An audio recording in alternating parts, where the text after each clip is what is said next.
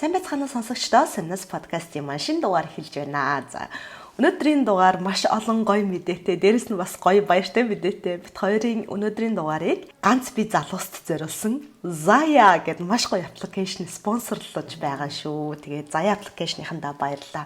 Тэгээд хамгийн сонирхолтой нь хүн нөгөө Монголд энэ аппликейшнийг хэрэглэх биш. Одоо ингээд Чехэд байгаа, ер нь Европт байгаа, дэлхийд дахинд тархан суурьшиж байгаа ганц би залуучууд маань энэ аппликейшнээр ороод хосоо олох боломжтой юм бэлээ. Тийм үү? Нараа татсан уу? Яаж юм? Хэрэглэхэд хэрэг юм бэ? Тэгвэл яах вэ? Би өөр Чехээс баг хамгийн ихэнд татсан хүмүүсээ нэг бах уу. Тэгээ хосуудтай хүн бол хосгүй над шиг гансарсан найзуудтай хэлж дуулгаараа юм гоё аппликейшн Чехд нээлттэй хийсэн байгаа. Тэгээ цаашлаад Европын монголчууд олонтой улсуудад бас нэгдэх юм шиг байлээ шүү. Чехээс сайн хэрэгжилж гимэн бусад улсуудад бас нэгдэх юм шиг байлээ шүү. Өстой гоё мэдээ байна. За тэгээд өнөөдрийнхөө подкастаар бит хоёр үндсэн сэдэв дээрээ кино урлагийн тухай ярихаар болсон. Тэгээ би энэ дээр бүр маш их баяртай байгаа. Яагаад вэ гэвэл нэг юм араач гэсэндээ те их орноо ингэж магтах, бахархах одоо тийм мэдээ ярих болсон доо. Үнэхэрийн таатай байна. Өмнөх мэдээллүүдээр дандаа л нөгөө чектэй харьцуулахаар нэлээд жоохон даавар хүнлэгээтэй яваад идэг штэ те гутраад л. За тэгээд дараагийн нөгөө товч мэдээллийнхаа хэсгүүдээр чекийн хамгийн сүүлчийн цаазаар ахуулсан хүний тухай тийм маш сонирхолтой мэдээлэл бэлтгэсэн. За мөн Чех улсаас тогтоосон шинэхэн дэлхийн рекордуудыг хүргэхээр бэлдсэн байгаа. За тэгээд мөн зохиомл гэрлийн сөрөг нөлөөг бууруулах журмыг Чех улс хэрэгжүүлж эхэллээ гэсэн. Чехэд эрдэмтэд бага оврын цөмийн реакторын санааг танилцууллаа гэд нэлээд бас танин мэдхгүй гой мэдээллүүдийг энэ удаагийн дугаараар сонсох болно. За ингээд подкастаа эхлүүлцгээе. Хей, юу яцгаанда? Би танарт Zaya-г танилцуулъя. Энэ бол хүн бүрийн өрмөц ертөнцөөр аялаж тэдэнтэй танилцах, өөрийн хүрээллийг үүсгэж цаашлаад ирээдүйд хосоо орж болох сошиал платформ. Эхлээд хэрхэн бүртгүүлэхийг танарт зааж өгье. Нэрээ бичээд өөрийн мэдээллүүдийг оруулах хэрэгтэй. Тийм. Аюулгүй байдлын үүднээс нууц үгэндээ тэмдэгт болон тоог оруулж хийх хэрэгтэй. Мөн дооронд байх 4 чекбоксуудыг сайтар уншаад хүлээн зөвшөөрсөн тохиолдолд дарж нэвтэрж ороорой. Хэрвээ хостой бол сингл найздаа энэ видеог үзүүлээрэй. Заавал шүү. Болзоонд явах гэж байгаа чинь шавар хахад болчих юм билүү? Одоо харин профайлаа үүсгэх тарааллыг тайлбарлаж өгье. Өөрийн төрсөн ансар өдөр одоо байгаа байршил болон өндрөө сонгоорой. Энэ бол угаасаа байх ёстой мэдээлэл шүү дээ. Заяад чи хэн нэгэн болж дүр хэсэх ямар ч шаардлагагүй. Тэнд чамайг өөрийнхөө байгаа чинь хүлээж авах хүмүүсээр дүүрэн. Тиймдэж кул, хөөрхөн зураг гэхгүйгээр өөрийн байгаа зураг болон бичлэгээ хийгээрэй. Гэхдээ бас энийг жоохон бодож хийх хэрэгтэй шүү. Одоо өөрийгөө товч танилцуулаарай. Юу бичгээ мэдэхгүй бол доорх асуултуудад хариулаад бичгээд л болоо. Мөн дээрх 4 асуултад voice-оор хариулаарай. Чамайг сонирхож байгаа хүн хамгийн түрүүнд хоолойч сонсох нь бас дог биш гэж юу? Одоо үлдсэн мэдээллүүдээ оруулаад л болоо. Өөрийнхөө талаар илүү мэдээлэл оруулах тусам өөрийг чинь крашлах хүмүүс олж мэдэхэд амар штэ. За ингээд профайлаа үүсгэчлээ. Амархан байгаа үз. Эцэст нь хэлэхэд Zaya-ны хань зам дээр биш Zaya-д байдаг ахна штэ. Zaya. За ингээд өнөөдрийн дугаарын үндсэн сэдэв бол кино урлагийн хөгжил Монголд болон Чехэд гэсэн сэдэв байгаа. За эхлээд Чехийн кино урлагийн салбар ерөнхийдөө ямар хуу байгаа талаар сонирхолтой мэдээллүүдийг хүргэе. За Чехэд ер нь дотоодын кино урлагийн хөгжил гэдгээс гадна бас одоо гадны томоохон кино үйлдвэрлэлүүд те ялангуяа Холливуудын кинонууд Чехэд ирж зураг авалт хийх, продюсинг хийх ажлууд айгүй их явагддгийм байна. Тухайлах юм бол ер нь сүүлийн үед ингээд Netflix-ийн ч юм уу те Холливуудын лаглаг том кинонууд амар Аз хэрэглэлийн жүжигчид энтертэй кинонууд ирж Праг юм уу Чехийн бусад хотуудаар зураг авалт хийж байгаа. За тэрэнд нь Чехэд байдаг гадаадууд бүр монголчууд хүртэл оролцсон явдал гарсан. Жишээлх юм бол 2021 онд Прагт зураг авалтаа хийсэн. За тэгээ 2022 онд Netflix-ээр цацагдсан The Grey Man гэдэг Ryan Gosling-ийн тоглосон кинонд манай монгол оюутнуудаас бас олонний хэсэгт нь зураг авалтанд норсон байгаа. Энэ бол акшн кино байсан. За тэрнээс гадна сая 2022 оны сүүлээр одоо нөгөө Keanu Reeves-ийн тоглосон John Wick гэдэг цуврал идэг шүү дээ. Тэрний спин-офф буюу одоо яг тэр үйл явдалтай холбоотой бас шинэ цуврал эхэлж байгаа юм билээ. Ballerina гэдэг. Тэгээ энд нь болохоор Keanu Reeves-аас гадна Ana de Armas гэдэг шин залуу жүжигчин баатай айгүй их нэр хүндтэй болж байгаа. Тэр жүжигчний тоглосон киноны зураг авалт явагдсан юм байна. Тэрнээс гадна өнгөрсөн оны сүүлээр гарсан Knives Out гэдэг киноны 2 дугаар анги буюу Glass Onion Daniel Craig-ийн тоглосон кинон дээр Чехийн болор шилэн идэллүүд гарсан. Тэгээ энэ дээр ингээд амар олон ийм гоё шилэн идэллүүд гардаг байхгүй. Тэгээ яг нэг хэсэг дээр энийг бүгдөө ингээ хаглаад яг тийм хэсэг гардаг байхгүй. Тэгсэн чинь энэ шилэн идэллүүдийг бүгднгийн Чехээс авсан гэж байгаа. Пачинек класс гэдэг болор шилэн идэллийн үйлдвэрийн Ирши Пачинек гэдэг хүний зохион бүтээсэн загваруудаар уралсан. Тэгээ киноны продюсерууд болохоор анх зүгээр л Google-с Czech Class гэж хайгаал хамгийн ихэнд гарч ирсэн компанитай холбогдсон гэж байгаа байхгүй юу. Тэгээ холбогдоо хамтран ажиллах санал тавьсан. Ингээд тус кинонд зориулж 20 бүтээл эхэлж хийгээд дараа нь 25 тэгээд 15 нийтдээ 60 бүтээл хийлгэж авсан гинэ. Бүх бүтээл яг оригинал буюу цор ганц хувь хийгдсэн яг энэ кинонд л зориулж. Тэгээд энэ үйлдвэрийн яг нөгөө онцлог нь болохоор ингээд бүх дамжлага нь яг гараар хийгддэг. Дээд зэрэглэлийн шилийн болрон идэллүүд хийж зардаг газар.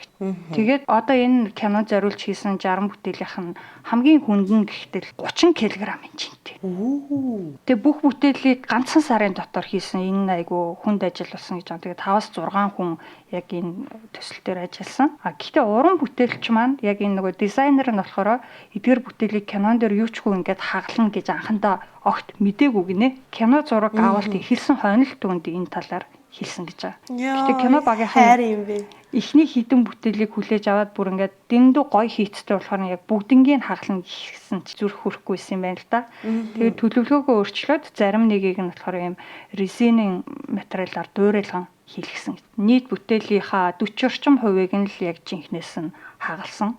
За тэгээд үлдсэн бүтээлүүд нь бол одоо нөгөө кино бүтээсэн хүмүүсийн мэдээлэлд байгаа. Тэгээд магадгүй ирээдүйд яг тэр үлдсэн бүтээлүүдээс нь үзэсгэлэн гаргаж магадгүй гэж л.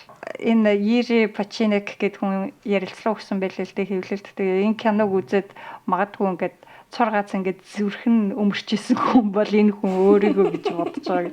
Яг ингээд өөрийнх нь хийсэн юм нүдэн дээр тас тусгал хаагахаар амар хүнд санагдчихсэн. Тэгээд дараа нь хэрвээ үзэсгэлэн болох юм бол тэрэн дээр очино гэдэгтээ гэж бодохоор айгу баяртай байгаа л гэдэг хичээлээ. За тэгээд ийм зураг авалтын газар ч юм уу аль эсвэл ямар нэгэн бүтээгдэхүүн үйлчилгээгээр кинонд оролцохоос гадна Чехэд тэр дундаа Праг ингээ гадны томоохон кино төслүүдийг ирж ажиллахад тохиромжтой нөхцөл байдлаар хангахаар ингээд кино студиуд нэлээх ажил хийж байгаа юм гинэ. Жишээлх юм бол Праг студио гэдэг юм айгу том кино студи байт юм байна л. Эднийх болохоор 7 дахь студи нээж байгаа юм гинэ. Тэгээд энэ 7 дахь студи нь болохоор ямар онцлогтой вэ гэхээр хамгийн сүүлийн үеийн технологиор тоноглогдсон. Маш том талбайг хамарсан учраас тэгээд одоо сүүлийн үеийн тийм акшн ч юм уу эсвэл янз бүрийн нөгөө компьютерийн visual effectтэй кинонуудад бол маш тохиромжтой гэж байгаа юм л да. Тэгээ энэ оны 5 дугаар сард ашиглалтанд орохоор төлөвлөгдсөн энэ студид хамгийн анх хийгдэх төсөл нь болохоор Apple TV Plus-ын Foundation гэдэг сериалын 3 дугаар бүлэг хийгдэнэ гэсэн. 7 дугаар студийг ашиглалтаа болсон үйлдвэрийн барилгыг ашиглаж барьж байгаа. Бөгөөд энэ нийтдээ 1260 м2 талбай бүхий студи болох юм гинэ. Prague студиогийн бүх студийн хамрах талбайг яг нийлүүлээд бодох юм бол нийтдээ 11489 м2 юм байна. Энэ 7 дугаар студийнхаа талбайг нэмж оруулахаар. За энэ Prague студио нь болохоор 1999 онд үүсгэн байгуулагдсан. За тэгээ олон улсад ер нь бол танигдсан хид хідэн кино зураг авалт одоо продюсинг эдний студиудад хийгдсэн гэж байгаа. Жишээлх юм бол бидний мэдхээр бол Triple X байна, One Helsing байна, Hellboy, Wanted, Underworld гэх мэт. Ингээд нөгөө Чехийн кино студи гэдээ ярьсан чинь нэрээ ёстой сонноос Брандос гэдэг Чехийн бас нэг кино үйлдвэрлэлийн студи байт юм билэ. Тэгээд тэнцээ Монгол зураач ажилтдаг. Тэгээд яг нөгөө тайзны зураг авалтан дээр нь тайз засч бэлтгэдэг те тэрний бүх жижиг деталуудыг хийдэг. Дээрэс нь бас одоо Монгол залуучууд миний мэдхийн яг ямар ч байсан нэг 2 3 тийм залуу байгаад амаа. Парагт яг тийм нэг 3D зураг зурдаг эсвэл illustration зурдаг те тэгээ дээрэс нь компьютерийн тоглоом бүтээдэг тийм монгол залуучууд нэг Чехийн тийм компанид ажилладаг тийм хүмүүс байт юм билээ.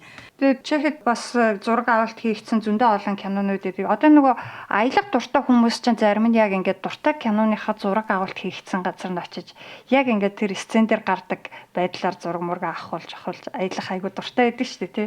За тэгэж аялах сонирхолтой хүмүүс Чехээр явахдаа ямар газрууд дээр очвол зүгээр вэ гэсэн юм нэг зөвлөмжийг Visit Czech Republic.com дээр бас гаргасан байлээ л дээ. Аха. Жишээ нь энэ Princeton ордонд Ван Хельсинкийн зураг авалт хийгдсэн гэж байгаа байхгүй юу? За энэ Адершбахад бас Нарниагийн зураг авалтууд хийгдсэн гэж байгаа. Карловы Варид болохоор Казино Роялийн зураг авалтууд хийх. Гэх мэтчлэн маш олон сонирхолтой газрууд байгаа. Миний мэдж байгаагаар Illusionist гэдэг нэг юм ил бичинтэй кино байдаг шүү дээ. Тэр үйл явдал нь яг Венд гэж гардаг хэрнээ яг Прагийн төв хэсэг, Прагийн төв вокзал энтриг яг нөгөө Вених гэдэг байдлаар харуулдаг. Хүш манайхан нөгөө нэг монголчууд яриад байдаг шүү дээ. Алтан өргөө киноны зураг авалтыг хийсэн гэд тэр одоо хэр баттай үнэн мэдээлэл юм бэ? Тэрийг чинь нэрээ нилээ ухаж үтсэн.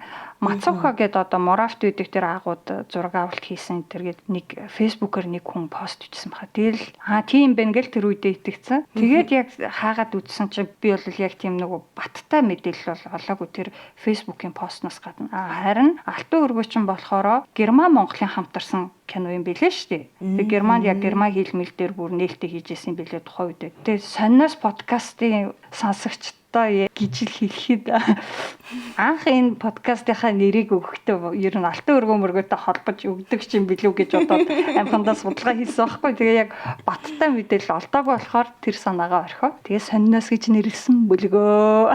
За тэгээд ийм гоё газруудаар аялахад бас ер нь голцоо романтик маягийн газрууд байгаа. Энэгээр чинь заримаар нь ганцаараа аялж болно гэтэл хаяа бас нэг хос мостой аялчвал айгүй зүгээр шүү дээ. Тэгээ хос мосоо олоод аялахыг бодоорой. Манай подкастын дугаарыг ивэнттгэж заяа апаар хосоо олоорой. Энэ бол зүгээр нөгөө бусад танилцдаг аппликейшнуудаас бол шал өөр концепттэй. Яадаг вэ гэхээр бусад аппликейшнууд чинь зүгээр ингээд зургийг хараад баруун зүүн гэж явчихдаг шүү дээ. Таалагдахгүй гэж шууд таалагдахгүйгаа шууд кликлээл дараа нь дахиж харах боломжгүй ингээд явдаг шүү дээ. Тэгвэл энэ аппликейшн болохоор илүү юм Instagram ч юм уу Facebook шиг яг тийм сошиал медиа шиг заавал ингээд дуртай дургүйгээд тэр доороо шийдэх шаардлагагүй. Тэр хүн ямар зураг оруулж ийн, ямар постууд оруулж ийн гэдгийг нь харж агаад сонирхлоор нь ч юм уу тэгж хайх боломжтой. За дээрэс нь бүр ингээд нөгөө дуу хоолоогоор аудио бичлэг өөрөө оруулах боломжтой. Өөрийнхөө талаар яг нэг хідэн өгөгдсөн асуултанд хариулаад тийм болохоор ингээд нөгөө зөвхөн царайны сайхнаар цай сүлхүүлэх хэрэггүй. Тийм аппликейшн байгаа. Тэгэхээр заяа апа тата заяаныхаа хантай уучраад энэ гоё газруудаар аялцгаагаарэ.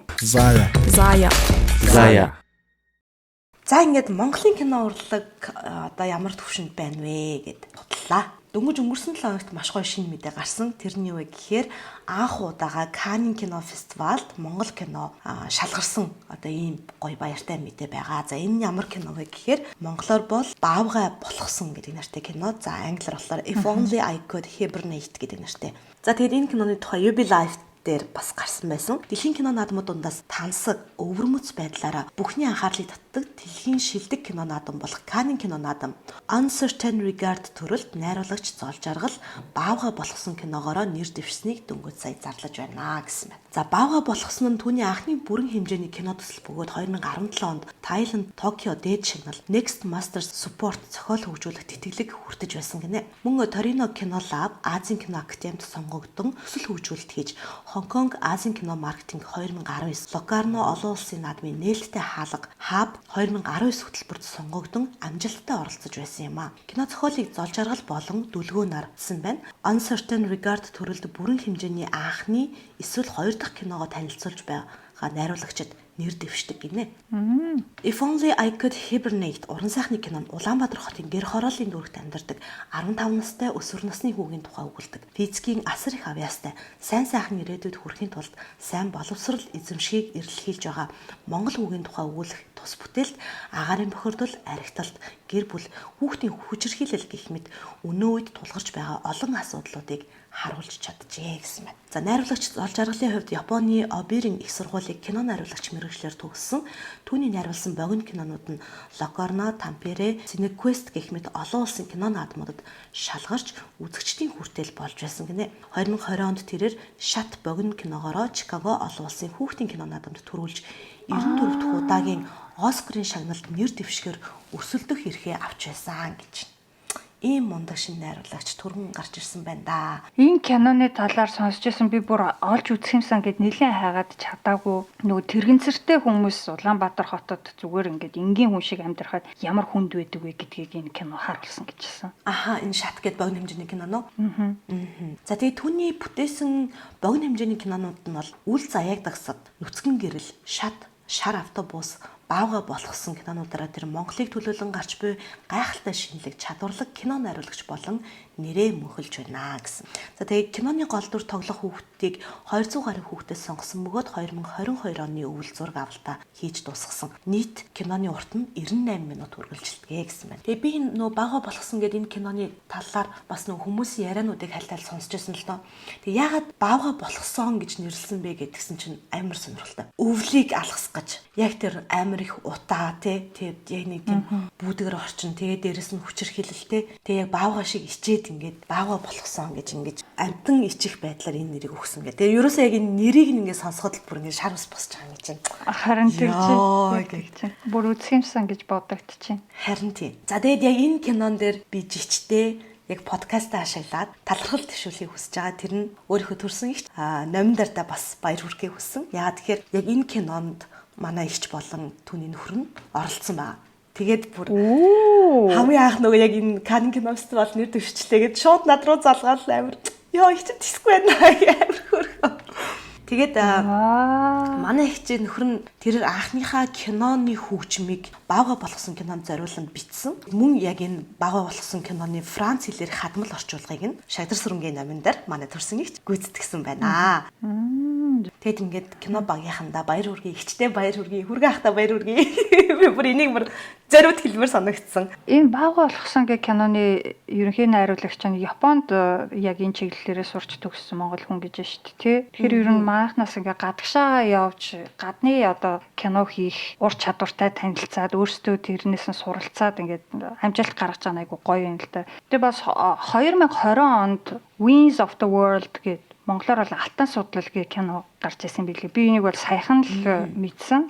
Тэгээ энэ болохоор найруулагч Даваагийн Бямсүрэн гэж хүний бүтээл юм билээ. Тэгээ энэ хүн болохоор ер нь одоогоор бол Германд амьдардаг гэж ойлгосон. Ер нь бол Германы уран бүтээлчтэй хамтарч ажиллаад нэлээд удаж байгаа. Бидний мэдхээр нөгөө нэг Оскарын баримтат киноны төрөлд Монголоос анх удаа нэр дэвшсэн. Ингэн нулимсгийн кино гэдэг шүү дээ, тий.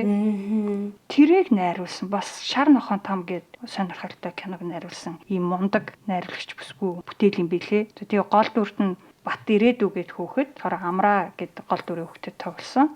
За Амраагийн аавынхын дүрт болохоор жүжигчин Ялалт, ээжийнхэн дүрт нь жүжигчин Инрэл тоглосон ба. Тэгээ энэ киног би саяхан олж үзсэн. 2020 онд гарсан хэрнээс одоо ингээд олон улсад энэ тиймд янз бүрийн кино наадмуудад ороод байгаа юм билээ л дээ. Жишээлх юм бол одоо утгагүй Варшавт бас кино театраар гарах юм билээ. Варшавт Польшид байдаг монголчууд маань очиж үзээрэй. Польш нэр нь болохоор Живи Швята гэж орчуулагдсан байлээ. Тэгээ энэ болохоор хариуцлагагүй уулуурхай дүр зургийг харуулсан. Монголд ямар хуу үр уршигтай байна вэ гэдгийг харуулсан. Тэгээд надад бол ерөөсөө тэр гол дүрийн хүү нэг 10 орчим насны л хүү. Тэрний жүжиглэлт бол үнэхээр сайн санагдсан. За тэгээ ээжийнхэн дүр тоглосон. Инрэл гэдэг жүжигчин ч гэсэн маш сайн тоглосон билээ. Тэгээд яг нөгөө нэг юм хитрхи ингээд хичээцэн ч юм уу нэг юм давсалсан эсвэл хитрхи ойлуулах га ядцсан нэг тийм хитрүүлэг ерөөсөө анзаарахгүй энэ кинон дэр. Яг ингээд маш энгийн хөдөөний айлын амьдрал. За тэгээ тэрэнд нь энэ хариуцлагагүй хууль бус уурхай ажлууд яаж нөлөөлж ийн гэдэг маш тод томруунаар харуулсан. Айгуу гоё кино лээ. За тэгээд үргэлжлүүлээд саяхнаас Трио гэд кино Монгол бас аль биесныхоо нээлтийг хийсэн тий. Жүжигчин Батагийн кино гэдгээр нь манайхаа аягүй сайн мэдж байгаа. Тэгээд энэ кино бас хамгийн сүүлд бол Монголдо мөнгөн мод наадмын шилдэг киногоор шалгарсан байгаа. Тэгээ маш гоё сэдвтэй. За мөнгөн мод кино наадмын кино урлагийн шилдэг бүтээлээр Трио уран сайхны кино шалгарлаа. Монгол улсын соёлын тэргүүний ажилтан жүжигчин Бат Төмөр зохиолыг нь бичиж найруулсан энэхүү уран бүтээл нь Тэвдэлхийн кино наадмаас олон шагналыг хүртээд байгаа гэж байгаа. За тодруулбал 2022 оны Таиландын олон улсын кино наадмаас шилдэг киноны шагнал, Америк нэгдсэн улсын Palm Springs Даун синдромын олон улсын кино наадмаас шилдэг зураглаачийн шагнал, Улаанбаатар олон улсын кино наадмаас шилдэг продюсерын шагнал, Варшавын олон улсын кино наадмаас үзэгчдийн нэрмжид шилдэг киноны шагнал. Таллины олон улсын кино наадмын шилдэг хэсэгт өргөдөн шалгарсан ийм том амжилтуудыг гаргасан кино. Тэгээд бас энэ кино багийнханд баяр хүргье. За тэгээд ер нь бол яг манай Монгол кинонууд маань төв дэлхийн олон улсын кино наадмуудад гой шагналууд авч байгаа. За дээрэс нь миний бас мэдхий нөгөө худалдаж өгөх те найруулагч Сингд орж бол ер нь л хийсэн бүх киногоор л энэ тентхийн фестивалууд дээр шагналын түгээд явцдаг хүн баа. Тэгээд маш олон гой сэдвүүдээр бас кино хийдэг. Тэгээд Монголын кино урлагтай бас нэг холбоотой сонирхолтой зүйл нь болохоор ялангуяа солонгосын киночид маань Монголд зураг авалтаа хийгээд эхэлсэн. За үүний одоо бас нэлээд сенсац тарьжсэн кинонуудын нэг нь бол Crash Landing on You гэдэг кино те. Хойд олон солонгосын хүмүүсийн хоорондын хайр дурлалын тухай маш гоё кино. Тэр киноны бас зураг авалтын зарим хэсгийг Монголд хийсэн байдаг. За тэгээ сая сүүлд болохоор бас нэг маш сонирхолтой кино солонгос зураг авалтаа хийгээд хийхдээ бүр жүжигч нь Монгол ах уй дотор морь унаад тий Монгол онгоцны буудал гараад бүр ингээд маш олон Монголын дүрслэлүүдийг гаргасан байсан. Тэгээ энэ мэдээллийг бас хүргэе. За бүгд найрамдах солонгос улсын Parasite киноны жүжигчин Lee Sung-gyun Монголд кино зураг авалтаа хийж монгол хэл сурсан талаараа онцлсан байна. За энэ мэдээ 2023 оны 1-р сард гарсан байна. За сүүлийн жилүүдэд солонгосын Аз зэрэглэлийн жүжигчид Монголд кино зураг авалтаа хийхээр ирэх болсон бөгөөд ингэхдээ 1980 1990-ад он болон хойд солонгосыг харуулах зураг авалтаа хийж байгаа гэсэн юм аа. За жишээлбэл өнгөрсөн 11-р сард бүгд найрамдах солонгос улсын Аз зэрэглэлийн жүжигчд болох Hyunbin, Park Ji-min, Yeonbin, Jo Woo-jin нарын бүрэлдэхүүнтэй Harbin гэх түүхэн киноны зураг авалтаа эхлүүлэхээр манай улсад ирсэн гинэ. За мөн дэлхийд дахинд Parasite киногоор танигдсан жүжигчин Lee Sung-gyun манай улсад ирж кино зураг авалтаа хийсэн байна. Тэрээр Монголд 10 гаруй жил амьдарсан солонгос улсын иргэн бөгөөд тус улсаас дуудлага ирж буцахаар болсноор киноны өрнөл эхэлдэг гинэ. Мөн монгол хэл сурахаас гадна Монголын байгалыг харуулахын тулд морь унж сурсан. Харин Монголд ирсэн сэтгэлийнхээ талаар Монголд анх удаа зураг авалтаар очсон маш их гайхсан. Өөр гараг дээр байгаа юм шиг л санагдсан гэж хэлсэн байна гинэ. За тэгээд энэ хүү кино маань Payback гэдэг нэртэйгээр SBS телевизээр бас гараад эхэлсэн. Энэ цувралын яг нөгөө эхний анги дээр л Монголын хэсэг гардаг юм шиг байгаа юм л да. Тэгээд яг нөгөө нэг хөдөөгөөс дуудагдаад хөдөө амьдарч исэн нөхөр солонгос руугаа дуудагдаад ингээд явахдаа амарлаг машин унаал ингээд баахан хонь мань дундуур явж юмжсэн. Нисэг онгоцны буудлын дээр ирээл хувийн ийм онгоцон цуугал явж байгаа байхгүй гэсэн чи яг нисэг онгоцны буудлын маа хуучин нисэх буян тухай онгоцны буудлыг харуулсан. Тэгснээр нөгөө компьютер графикаараа ард нь ингээд амар өндөр уусыг эвлүүлээд оруулсан. Тэгсэн нөгөө яг тэр хэсэг нь фэйсбүүкээр нэлээд явсан байлгүй л та манайхан хизээ манайхан ийм өндөр уултаа нисэхтэй болчихвоо. Тэр гэж баахан маазарсан байлгүй. Өмнө нь тэр нөгөө Crash Landing on You дээр ч гэсэн яг нөгөө манай Төв вокзалыг Улаанбаатарын Төв вокзалыг ингээд Пхеньяны вокзал гэж харуулдаг шүү дээ. Тэнгүүтээ цаана нөгөө Пхеньяны амар өндөр шилэн байшин гэвлүүлээд оруулсан байдаг шүү дээ. Гэтэ надад болохоор одоо юу гэдэг 80 90 он ч юм уу те эсвэл юм хойд солонгосыг дүрслээд ч юм уу хийж байгаа бол айгу зүгээр санагдаад байгаа байхгүй яа тэр бид нар чинь түүхийг ингээ хадгалж үлдчихэж байгаа тийм үү. Яг тэр үеийг ингэж харуулах энэ манайхан ч одоо айгүйх түүхэн барилга байшингуудаа нураацсан шүү дээ. Гэхдээ л ингээд бас нэг үлдцтэй ганц нэг юм ингээ кинонд ядаж мөнгөлөгдөөд те ийм юм байсан шүүгээ. Дээрээс нь ингээд кино зураг авалт хийхтэн гэдэг чинь өөрөө маш их мөнгөний одоо эргэлт орж ирж байгаа гэсэн үг шүү дээ. Тинчээ зураг авалт ирж байгаа хүн болгоны чинь дэх хоол тэгэл 0 орох хэрэгцээнээс өсвөлээдээ эн чинь өөрөө ингээд эдийн засгийн урсгал явж байгаа учраас энэ дээр бас надад амар талархууштай санагдаад байгаа миний бодлоор бол. Тэгээ тэр чинь нөгөө ямар нэгэн байдлаар ингээ Монголыг олны нүдэнд харуулж шít те. Тэгээд солонгосчууд магадгүй хөөх эн чинь юм дээр үеих шиг газар байд юм уу хойд солонгос руу нэгэнт явж болохгүй юм чи Монгол руу яваад үзээгээд ирсэн чинь тэрнээс нь өөр амар юм орчин үеийн газар ухтахаар бас л гоё нэг төрлийн гоё шок болж чадсан шít те. Тэгэхээр нэг төрлийн exposure реклам хийж өгч чинь гэж бодоод байгаа ш. Тэгээ чи нөгөө түрүүнд эхлэл хэсэг дээр Чехийн шинэ студ нэгдэж байгаа гэдгсэн шүү дээ. Одоо өстө ховж болгож ярихад нөгөө комедиан содооч бас яг тийм студ кино студ барьж байгаа юм билээ шүү дээ. Амар гоё. Тэгээ өөрийнх нь яг ярьж байгаа нь болохоор маш гоё юм. Ер нь л яг энэ Унгар, Чех иймэрхүү орнууд ер нь яг юм кино студиэрээ бас айгүй алдартай байдаг шиг болохоор яг тийм студ байгуулад бүх юм нь тэнцээ бэлэн очоод киногоо ихэд бэлэн тийм гоё барьж байгуулж байгаа. Тэр чинь ирээл одоо жишээ нь зураг авалтаа хийнгүүтээ буцаад явчихна гэж байхгүй шүү дээ. Тэр авсан зураг нь болж үгүй юу, яахаар байна, дахиж хийхээр байна уу энэ төр гэл нэг шалгаж малгаж үзэх ч юм уу тиймэрхүү шаардлага гарan тэрнийг нь хангах тийм студент төр бодвол хэрэг болтгол билгүй. Тэр нөхцөлийг нь хангах юм л бэлдээд байна гэж бодоод байгаа шүү. Тэр содог хурдан тэр нь амжилттай бүтээсэ гэж бодож байгаа. Харин тийм. Ямар нэгэн байдлаар энэ хэсэг содоо олоо сонссон бол тэгээд ажилт нь амжилт хүсье. За тэгээд киноны хөгжил цаашлаад яаж байна вэ гэдгсэн чинь саяхан манай Монголын ёстой баг Аз зэрэглэлийн жүжигчид гэж хэлмээр маш халуухан гайхалтай золочууд. Унгарт кино зураг авалтанд оролцсон. За энэ нь юу байсан бэ гэвэл 1242 буюу Getaway to the West гэдэг киноны зураг авалтыг хийгээд дууссан байгаа. За Их Британи, Австрали, Монгол, Унгар улсын уран бүтээлчид хамтран бүтээж байгаа Чингис хааны ач хүү Батхааны тухай өгүүлэх киноны зураг авалт эхэлсэн байна.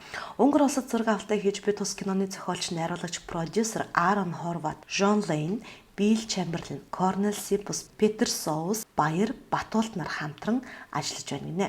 За Баяр гэдэг нь бол нөгөө сүүлд нөгөө мөнгөтэй зочин билүү? Боловсрлоор нэг гарч ирсэн шүү дээ, найруулагч Баяр гэдэг. Тэгээ би тэр хүнийг бас амар шүтдэг. Яа тэгэхээр баримтат киноныхоо төрөл дээр бас амар мундаг найруулагч шүү дээ.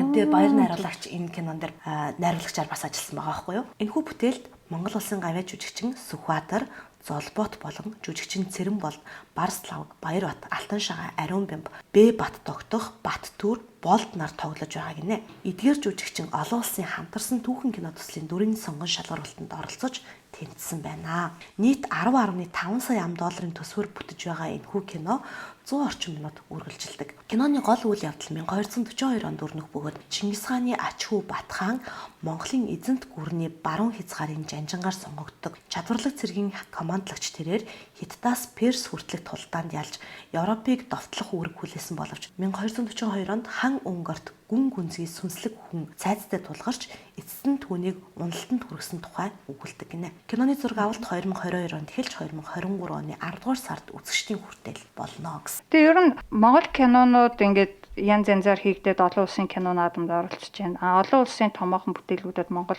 жүжигчид, уран бүтээлчид бас оролцож байна. За үр дүн нь янз янзар байгаа. Тэр кинонд үргэлж дандаа тийм супер кино байна гэж чи юу ах вэ те? Амар их бид нар хүлээлттэй байж нөгөөх нь сэтгэл төрөхгүй тиймэрхүү юм байдаг. Жишээ нь урд нь гарсан нөгөө Netflix-ийн Марко Поло гэж цуврал шүү дээ те.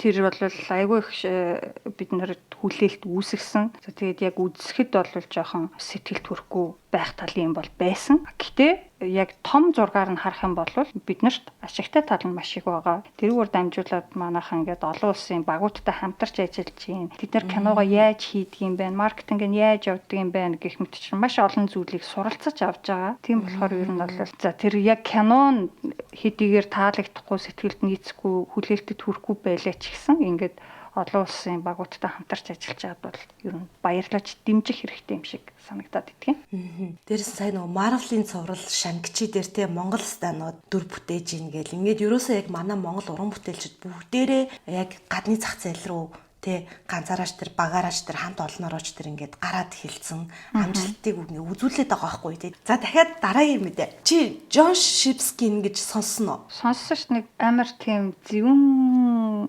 дарк маягийн клипнүүд хийгээд харж исэн. Тийм залуучууд байгаад байгаа.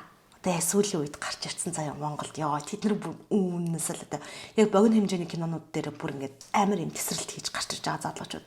Тэд нарыг бюро 247-гийн бас онцолж нийтлэл гаргасан байлээ. Тэрийг бас хүргэе гэж бодож байна. Джон Шипскин 2 найруулагч болон тэдний зураг авалтын баг болох нийтдээ 8-аас 10 залуусаас бүрддэг. За 21 оны төгсгөл үеэс эхлэн ажилдаа ороод он солигдох мөчид Cold Comfort нэртэй 1 минут орчим үргэлжлэх бүтээлээрээ дебют хийсэн гинэ. Цаашлаад эрэгтэй хүний хэврэгхэн masculinity, гэр бүлийн хүчирхийлэл, хүүхдийн болоод амьтны эрх, төрийн гажуудсан тогтолцоо, үе хоорондын ялгаа зэрэг нийгэмд тогтцоход байгаа зарим асуудлууд руу хандсан бүтээлүүд хийгээд байна. Тэр нэг улс төрийн холбогдлолтой нэг юу богино хэмжээний зохиомж байсан. Тэрийг нь бол үзчихсэн. Тэгээ эднийх чинь нэг цуврал сая гаргасан байсан тий. Би тэр цувралыг нь үзэх юмсан гэж айгүй их бодоод байгаа. Тэрний хөгжим ментер нь бол үнэн тасархаа санагдсан. Хөгжмөндөр нь балмад балмадынхан ажилласан. Яг үнэ. Тэд нэр ажилласан. Тэдний хөгжим ер нь бол надад амар таалагддаг. Яг ингээд бүр гүнд байдаг тэр мэдрэмжүүдийг ингээд сэргээдэг тийм төрлийн хөгжим.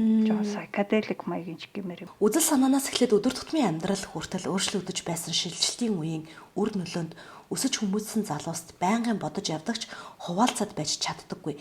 Эсвэл бага насны бүрхэг дурсамжтай холбоотой ч юм уу ил биш байдаг мэдрэмжүүд, ой санамжууд руу чиглэх нь эдгээр залуусын үндсэн зорилго гинэ.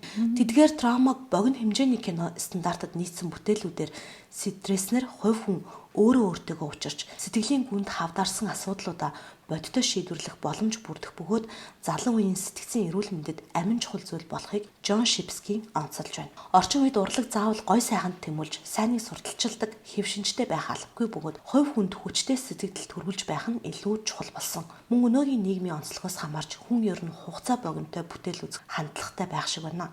Иймд үзэгчдийн сонирхол таашаалыг хүндэтгсэн цаагаараа ямарваа нэгэн гүн сэтгэл үлдээх бүтээл хийхийг зорддог. Одоогоор улс төр нийгмийн шүүмж хийгээд л байгаа юм шиг санагдаж магадгүй ч аливаа тодорхойлолт хайрцаглалтаас Шипскийн үргэлж ангид байх болно хэмээн тэд ярьсан байна. За тэгээд ерөнхийдөө нөгөө нэг төрийн зүгээс улсын бодлогоор Монголын кино урлаг хэрхэн яаж хөгжиж байгаа вэ гэдэг талаар ингээд бас хайхад үзлээ л дээ. Кино урлагийн зөвлөл гэдээ байгуулчихсан соёлын яамнаас.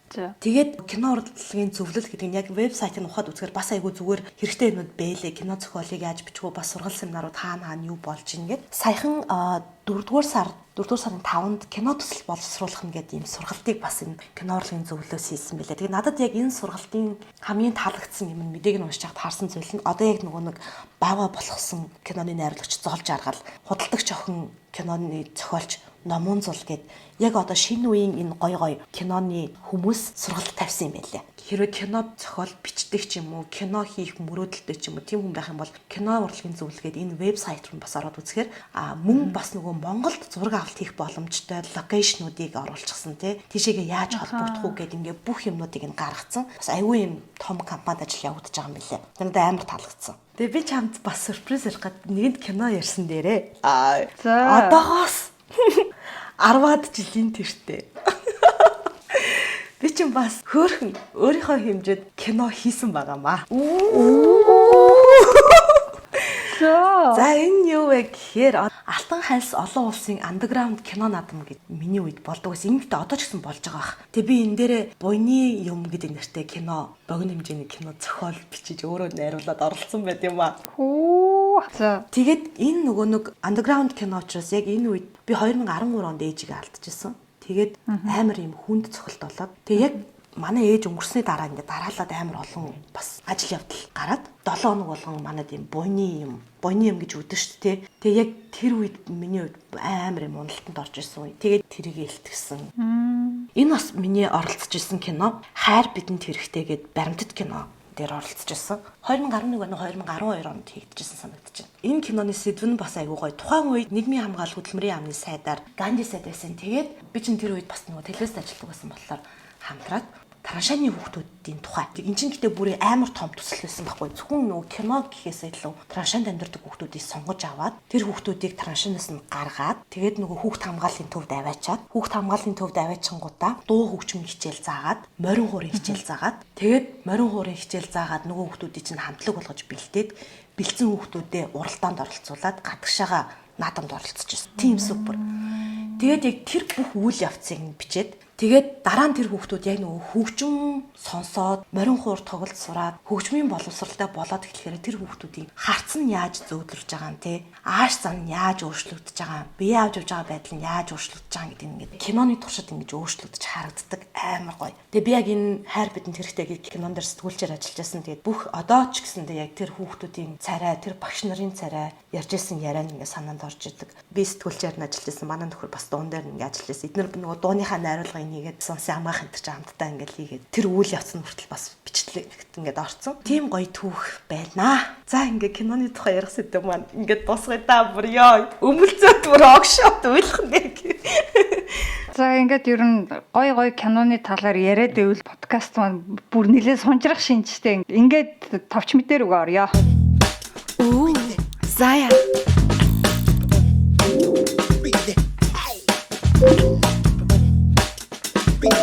Шинэ ертөнц, шинэ хүрээлэл. Зая. За товч мэдээний хамгийн ихэнд Чехийн түүхэнд хамгийн сүүлийн цаазын ялыг сонссон Ольга Хипнерова эмэгтэйн тухай ярья. За түрүүн хоёлоо бас жоохон кино ярьсан те энэ Ольга Хипнерова гэж эмэгтэй тухай яг амьдрал дээр нь сэтгүүлсэн уран сайхны кино 2016 онд гарсан байдаг. Я Ольга Хипнерова гэдэг нэртэй. Монголоор бол би Ольга Хипнерова гэсэн үг. Тэгээ гол дүрт нь болохоор Михалина Ошанская гэдэг Польш жүжигчин тоглосон. Яг жинхэнэ Ольга Хипнеровага бодох юм бол амар царайлаг тийм хөөрхөн хүүхэн тоглосон. Гэтэ жинхэнэ хүн ч гэсэн ер нь бол их дайггүй царайлаг талтай тийм эмэгтэй байдгийн байлээ. Тэгээ энэ эмэгтэй ер нь ямар учиртай хүн яаж яваад ингээд цаазын ял сонссон юм бэ гэдэг талаар товчхон түүхүрье. Ольга нь 1951 оны 6 дугаар сарын 30-нд Праг хотод дундаж давхаргын гэр бүлд төрсэн бөгөөд түүний аав банкнд ажилладаг, ээж нь шүдний эмчээр ажилладаг байжээ. Тэрээр дайггүй сурлагатай энгийн нэгэн охин байсан ч томрох тусам түүний эцэг эх болон ангийнхантайгаа харьцаа төвхтэй болж эхэлжээ. Хожим тэрээр энэ тухайгаа ярихдаа хүмүүстэй яриа үүсгэж бараг чаддаггүй байсан ба бүх дэлхий тэр чигтээ өөрийнх нь дайсан мэт санагддаг байсан гэж хэлжээ. 13 наснда тэрээр их хэмжээний эм ууж амиа хорлохыг завдсан ба үүнээс нь болоод түүнийг сэтгэл мэдрэлийн эмнэлэгт 1 жил хэвтүүлсэн байна. Түүнээс хойш өсвөр настайх нь өөр гойд асуудал гаргалгүй энгийн гэмээр өнгөрчээ. Гисэн хэдий ч тэрээр дөнгөж насанд хүрсэн хойнооч гэсэн гэр бүлийнхэн болоод нийгмийг тэр чигт нь байнга үзен ядах мэдрэмжийг тээсээр байв. Мөн түүнийг мэдих зарим хүний хэлснээр Ольга ямар нэгэн дуу хоолой юм сонсдог гэж ярьдаг байжээ. Тэрээр 1970 онд аавынхаа өвлөн авсан цуслангийн байшинг галдан шатаасан. Байшинг шөнийн цагаар шатаасан бөгөөд дотор нь байсан хүмүүс азар амьд гарч чадсан байна. Тухайн үедээ Ольга гал тавьсныг хэн ч мэдээгүй. Харин хожим тэрээр өөрөө тус хэргийг үйлдэлснээ ярьсан бөгөөд тэр байшин эцэг эхийнх нь хооронд мөнгө санхүүтэй холбоотой хэрүүл үүсгэх шалтгаан нь болдог болохоор шатаасан гэж тайлбарласан байна. Ольга цаазын ялд хүргэх аимшигт гэмт хэргийг үйлдэхээс өмнө 2 сонинд захиа бичсэн байдаг. Захиандаа тэрээр өөрийн хийхээр төлөвлөсөн үйлдэлээ эцэг эх болон дэлхийн ертөнцийг үзен ядах сэтгэлийнхээ өшөөг авч байгаа явдал хэмээн тайлбарлажээ. Гэвч тухайн үеийн шуудангийн салбарын удаашралтай байдлаас болоод түүний захиа сонингийн газруудад гэмт хэрэг болсноос хойш хүрсэн байна. Захианы хэсгээс уншвал би бол ганцаардсан нэгэн, эвдэрхий хүн, хүмүүсийн эвдэлсэн хүн. Надад сонголт бий. Өөрийгөө алах эсвэл бусдыг. Миний сонголт. Үзен ядагчдаасаа өшөө авах. Энэ орчлон хэний ч танихгүй нэгний хуваар амиа хорлон орхих нь дэндүү амархан. Нийгэм хитрхи хайхрамжгүй. Тэр нь ч зөв. Миний шийдвэр. Чиний аратанлаг арын шингийн хохирогч Ольга Хипнерова миний бие чамайг өөхөх ялаар шийтгэж байна гэсэн байжээ. 1973 оны 7 дугаар сарын 10. Ольга ачааны машин түрээслэн унаад Праг хотын Стросмайерово намнестийн хаваар хагас цаг орчим тойрон явсан байна. Тэрээр трамвайны буудал дээр хангалттай олон хүн бөөгнөрхийг хүлээж байлаа. 25 орчим хүн цугларах үед Ольга тэднийг чиглэн хамаг хурдаараа давхид 8 хүний амьд хүрчээ. Түүнд дарвсан хүмүүсийн 3 нь газар дээрээ нас барж, 2 нь хэсэг хугацааны дараа буюу тэр өдөртөө өнгөрсөн бол 3 хүн хэдхэн хоногийн дараа өвд болсон байна. Мөн 6 хүн хүнд, 6 хүн хөнгөн гэмтжээ. Цагдаа нар ирэхэд Ольга жолооны ард 50 гэгчин сууж байсан ба баривчлахад бэлдээд цүнхтэй хувцаач хажуудаа тавьсан байлаа. Тэрээр шүүх хурлын үеэр уг хэргийг санаатаагаар үйлдэлснээ хүлээн зөвшөөрөө зогсохгүй ямар нэг сэтгэл мэдрэлийн өвчний улмаас хийгээгүй гэдгийг баттган хэлж байв. Түүний өмгөөлөгч хэдийгээр Ольгаг шизофрени улмаас ийм хэрэг үйлдсэн гэж өмгөөлөхийг оролдсон ч Ольга үүнийг нь бүгүйсгэж байжээ. Шүүх түүнийг хувь хүний зан төлөвийн асуудалтай гэдгийг хүлээн зөвшөөрсөн ч хийсэн хэрэгийнхээ ялыг хүлээх чадвартай гэж дүгнсэн юм. Түүнийг шоронд байхад ярилцлага авахад тэрээр би цаазын ялаас айхгүй байна. Би энэ ялыг хүлээн зөвшөөрч байна гэж хэлж байжээ. Түүнийг цаазлах ялыг 1975 оны 3 дугаар сарын 12-нд Панкрац хорих ангид үйлдсэн юм. Энэ нь тухайн үеийн Чехословак буюу одоогийн Чех улсын түүхэн дэх хамгийн сүүлийн цаазын ял болсон юм. За энэ хүний тухай тэр Ольга Хефнерова гэдэг киног ер нь үзэхэд гимгүү. За тэр кинон дээр бол саяын уншсан түүхээс гадна бүр илүү дэлгэрэнгүй яг нөгөө хувь хүнийх нь дотор байдаг зөрчил тэрийн талаар гаргадаг бас ямар хандлагатай хүн байсан энэ тэрэгэд их сонирхолтой юмнууд гардаг. Зая. Дараагийн мэдээ Чех улсаас тогтоосон шинэхэн дэлхийн рекордууд. Өнгөрөгч 3 дугаар сард дэлхийн 2 сонирхолтой рекордыг Чехээс тогтоожээ. Эхнийх нь Чехийн чөлөөт шумбагч босоо шумбалдаар дэлхийн шин дээд амжилтыг тогтоосон байна. 2023 оны 3 дугаар сарын 15-нд 40 настай Давид Венцел хэмээх чехэр Швейцар улсын Сент Морицийн ойролцоо орших 35 см орчим зузаан мөс тогтсон Силс нууранд 52.1 м гүн шумбалтыг нэг амьсгаагаар хийж дэлхийн дээд амжилтыг тогтоожээ. Тэрээр шумбалтын тусаа хувцс өмсөөгүй энгийн усны төрсийн шил малгайтай уг шумбалтыг хийсэн бөгөөд ус руу ороод эргэн гарч ирэх хүртэл 1 минут 52 секунд болсон байна. Гарч ирмэгцээ амнаасаа багахан хэмжээний цус нулиман гаргасан боловч дараа нь эмзэгт очин шалгуулахад онц ноцтой асуудал илрээгүй гинэ. Давид Венцлийн хэвлэлийн төлөөлөгчийн хэлснээр шумбалт хийсэн ус нь 1-4 Цельсийн хэмтэй байсан ба Давидын хувьд хүйтэн усанд шумбах нь асуудал байгаагүй. Хүчил төрөгчийн дутмаг байдалч түүнд хэвийн зүйл. Харин хүйтэн усанд шумбахад чихэнд ирэх даралт амаргүй байдлыг үүсгэдэг. Давид энэхүү шумбалтанд бүтэн жилийн турш бэлдсэн бөгөөд сүүлийн 3 сард өдөр бүр бэлтгэл хийжээ. Түүний хувьд энэхүү рекорд нь анхны дэлхийн рекорд биш юм. Тэрээр 2021 онд мөн мөсөн доогуур нэг амьсгаагаар шумбалтын тусгай хувцсгүйгээр 81 метрийн хөндлөн шумбалт хийж Генсийн номонд бичигдэж байжээ. Энэхүү шумбалтаа Теплицийн Лахошт тосгонд хийж байсан юм. Дараагийн дэлхийн рекорд туулайн үсрэлтийн үзүүлбэрийн хамгийн өндөр үсрэлтийн дээд амжилтыг Чех туулай шинжилэн тогтоолоо. 2023 оны 3 дугаар сарын 11-нд Чехийн туулайн үсрэлтийн аврах шалгаруулах тэмцээн Пардубиц аймгийн Хлинскод болсон ба энэхүү тэмцээнд 40 туулай сургагч 111 туулай оролцжээ. Тэмцээн нь уртын харилт, өндрийн харилт, паркур гэд олон төрлөөр явагдаж төрөл тус бүрээр аваргаа шалгаруулдаг гэд. Энэ удаагийн тэмцээний хамгийн онцлог үйл явдал нь өндрийн харилтын дэлхийн дээд амжилтыг Мария Козубковагийн сургасан Теннесине хэмээх туулай 107 см-ийн өндөрт харайж шинчлэн тогтоосон явдал байлаа. Туулайн үсрэлтийн үзүүлбэр 1970-ад оны үед Швед улсад үүссэн байна. Тухайн үед тэмцээний дүрм нь морины үзүүлбэрийн дүрмтэй ерөнхийдөө ижил байсан ба явандаа туулайнд илүү тохирохуйц болж аажмаар өөрчлөгдөжээ.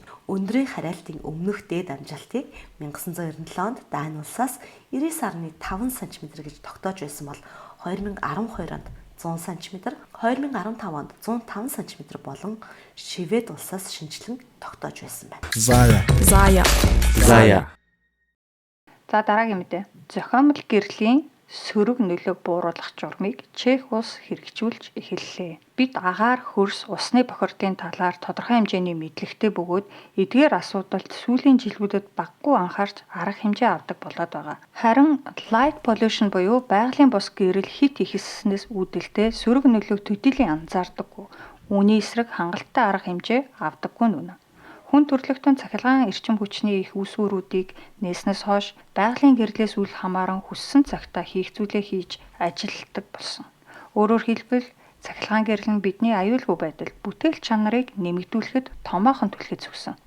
Гэвч шаардлагатай түвшнөөс хитээдсэн цахилгаан гэрлийн хэрэглээ нь эргээд бидний амьдралд сөргөөр нөлөөлж буй бид төдийлөн анзаардаггүй. Цахилгаан гэрэл буюу зохиомл гэрлийн хэрэглээ нь ихэвчлэн хотчлт ихтэй газруудад хит их байдаг. Дэлхийн хүн амын 80 гаруй хувь нь шөнөдөө зохиомл гэрлээр гэрэлтүүлсэн тэнгэрийг хардаг гин. Европ болон Хойд Америкийн орнуудад энэ хувь бүрч өндөр. Сүүлийн 25 жилийн хугацаанд зохиомл гэрлийн хэрэглээ 50%-аар нэмэгдсэн ба энэ нь бидний эрүүл мэнд, хүрээлэн буй орчинд сөргөөр нөлөөлөө зогсоохгүй эрчим хүчний ашиггүй зарцуулалтыг ихээхэн нэмэгдүүлж байгаа юм. Зохиомл гэрлийн сөрөг нөлөөний талаар хурал саяхан Чехийн Брно хотод болсон бөгөөд энэ үеэр International Dark Sky Association буюу олон улсын харанхуй тэнгэрийн холбооны ерөнхийлөгч ярихдаа зөвхөн харанхуй тэнгэрийг хэрэглүүлэх зорилгоор Европ дангаараа жил бүр 38 тераватт цаг эрчим хүчийг зарцуулдаг гэсэн тооцоо байдаг. Энэ нь 10 тэрбум еврог өргүү зарцуулж байна гэсэн үг юм. Хүн төрлөختөн байгалийн амьтан учраас байгалийн гэрэлд зохицсон биологийн цагтаа байдаг. Гэвч өдрийн гэрэлтийн үед дотор орчинд хит их цагийг өнгөрүүлж, харин шөнөдөө зохиомол гэрэлтийн орчинд хит удаан байдаг болсон. Энэ хэрээр зохиомол гэрэл нь маш олон төрлийн өвчний шалтгаан болж байна гэсэн байна. Энэ асуудлыг бууруулах үүднээс өөрөөр хэлбэл шөнийн хитийдсэн гэрэлтүүлгээс хүн болоод зэрлэг амьтдыг хамгаалах зорилгоор Чехийн байгаль орчны яам бүлэг журмыг гаргажээ. Уг журам нь хууль тусгагдаагүй буюу заавал дагах хууль дүрмийн шинжтэй биш, харин дагуул зохих зөвлөмж байдлаар танилцуулагдсан байна. Тус журмын дагуу гудамж талбайд шинээр хурц цагаан гэрэл суйрлуулахыг болиулж байгаа юм. Түүний оронд нүд гялбуулахааргүй зөөлөн гэрлүүд суйрлуулахыг зөвлөж байгаа гэнэ. Тодорхойлбол ямар орчинд ямар өнгийн хэр зэрэг тод гэрлийг ямар өнцгөр байрлуулбал зохихыг журам тусгасан байна. Мөн гэрэлтүүлэгтэй рекламны самбар болон LED дэлгэцтэй холбоотой заалтууд ч багтсан гэнэ. Журам нь өмнө нь суйрлуулсан гэрэлтүүлэгт хамааралгүй зөвхөн шинээр тавигдах гэрэлтүүлэгт хамааралтай. Мөн шөнийн цагаар рекламны самбарын гэрэлтүүлгийг унтраах заалт хэдийгээр энэ удаагийн журамд тусагдаагүй ч ирээдүйд энэ талаар нэмэлт заалт оруулах талаар ярилцж байгаа гэнэ. Учир нь шөнийн цагаар рекламны самбарыг харах хүн асар цөөн учраас үүнд зориулж гэрэлтүүлэгт эрчим хүч зарцуулах нь үргүү зардлыг нэмэгдүүлж байгаа гэж үзэж байгаа юм. Мөн энэхүү журмыг хуульд тусгахаар байгаль орчны яам ажиллаж байгаа гэдгээ энэ үеэр мэдэгджээ. За дээрх журамтай холбогдолтой бас нэгэн сонирхолтой мэдээлэл гэвэл Борно хотын эрдэмтдийн нээлт гэрэлтүүлгийн салбарт томоохон ахиц авчирхаар байна гэж. Ирээдүйд цахилгаан чийдэнгч оруулж мэдэх илүү шинэлэг бөгөөд байгаль дээлтэй гэрэлтүүлгийн аргыг Борно хотын эрдэмтдийн баг танилцуулсан байна. Тэдний биолюминесцент буюу дотроосоо гэрэлтдэг далайн шүрний дотоод механизмд үндэслэн хийсэн судалгааны үр дүн шинжлэх ухааны Nature Catalysis сэтгүүлд нийтлэгдсэн байна. Luciferase буюу гэрэл цацруулагч гялтгансан энзим бүхий энэхүү далайн гүнд амьдардаг организмыг эрдэмтэд 40 гаруй жилийн тэртээ илрүүлсэн гэнэ. Гэвч өнөөг хүртэл үүний дотоод механизм нь яг хэрхэн ажилладаг болохыг тогтоогоогүй байсан гэнэ. Тэгвэл Renilla reniformis хэмээх далайн ургамлаас тусгаарлагдсан Luciferase-ийг судалж байсан Loschmidt лаборатори Resetox болон Борно дахь Масарик их сургуулийн шинжлэх ухааны факультетийн эрдэмтэд энэ асуултын хариуг олжээ. Тус багийн эрдэмтдийн нэг Мартин Марекийн хэлснээр яг л тайрдас модыг 100 руу хийхэд юу болдог вэ? Түүнтэй адил процесс явагддаг гэж тайлбарсан юм. Өөрөөр хэлбэл модыг шатаахад дулааны болон гэрлийн энерги хоёулаа явагддаг. Luciferase нь люциферин гэж нэрлэгддэг жижиг органик молекулуудыг холбож байдаг нано машинууд буюу протеин юм. Молекулуудыг дотроо холбож химийн урвалд оруулдаг. Харин молекулууд нь нүдэнд үзэгдэхүйц гэрлийг ялгаруулах замаар илүүдэл энерги гадагшлуулдаг байна. Энэхүү нээлтийн ачаар эрдэмтэд өөрсдийн хүсснээр ажилтдаг амьд организмыг бүтээх боломжтой болж байгаа юм. Тухайлбал доктортой гэрэлтүүлгийг бий болгож болно. Энгийн цахилгаан чийдэнд гэрэл гаргахын хэрээр маш их халдаг. Харин Luciferase нь энергийг илүү үр ашигтай байдлаар гэрэлд хувиргах чадвартай юм. Харин одоо тус энзим нь хэр удаан тасралтгүй гэрэлтдэг болохыг эрдэмтэд судалж байгаа гинэ. Лабораторийн нөхцөлд дээд тал нь 48 цаг тасралтгүй гэрэлтсэн байна. Мөн Luciferin молекулууд анх хэрхэн үүсдэг, дараа нь ямар замаар дахин боловсрдог болохыг олж тогтоох шаардлагатай. Тэгж байж цахилгаан эрчим хүчнээс ангид гэрлийн их үүсвэрийг бий болгох боломжтой болно. Гэтэ Мартин Марек болон түүний багийнхан эдгээр асуултын хариуг олж чадна гэдэгтээ итгэлтэй байгаа төдийгүй ирээдүйд гудамж талбайн гэрэлтүүлэгт Luciferase-ийг ашигладаг болно гэж найдаж байгаа гинэ. Зая. Сэнэс подкасттай мань хамт байгаа бүх сонсогч нартай баярлалаа. Та subscribe тавьчаад байгаа бол яг одоо дараарай, мэдээж лайк, шеэр хийгээ. Тэгээ мартаарай. Ингээд өнөөдрийнхөө подкастын сүүлийн мэдээгээ хүргэе. Чехийн эрдэмтэд бага урын цөмийн реактор буюу цөмийн тогооны санааг танилцууллаа. Чехийн эрдэмтдийн танилцуулж буй энэхүү бага урын цөмийн тогоо нь энгийн цөмийн тогоотой яг ижил үндсэн зарчимтай боловч бүх зүйл нь арай жижиг хэмжээгээр л хийгдэнэ гэсэн үг. Ингэснээрээ Чехийн үйлдвэрүүд Чехийн компаниудын хийж хэрэгжүүлж чадах хэмжээний шийдлийг бий болгож байна гэсэн үг. Эрдэмтэд олон төрлийн туршилт хийж энэ төрлийн цөмийн тогооны хүчин чадал болоод насжилтыг тооцоолжээ. Жишээ нь тогооны гадаргыг хийх материалыг туяагаар шааж тухайн материалын насжилтыг тогтоож байна. Энэ мэт туршилтын ачаар энэхүү бага урын тоогоог 12 орчим жилийн дараа ашиглаж эхлэх боломжтой болж байгаа гинэ. Энэхүү тоогоо нь гол төлөв дулаан, зарим тохиолдолд эрчим хүч үйлдвэрлэх юм. Чадлын хувьд 100 мегаватт хүртэл. Энэ нь нэг дүүрэг эсвэл сумыг хангахад хүрэлцээтэй гэсэн үг. Чехэд бага урын реакторуудыг барихад тохиромжтой эхний 6 байршлыг сонгосон. Эдгээр нь Брунержов, Тушимице, Боржици, Дитмаровице, Дукованы, Темелин. Эдгээрээс хамгийн ихнийх нь Темелинд 2035 он гэхэд ашиглалтанд орж мэдгээр байгаа юм. Барилгын ажлыг бэлтгэн ажиллаж байгаа Чехийн эрчим хүчний үйлдвэр буюу ЧЭС одоогоор дэлхийн 7 өөр бага урын реактор үйлдвэрлэгчтэй хамтран ажиллаж байгаа ба сонголтоо тендерийн шалгаруулалтаар хийх гинэ.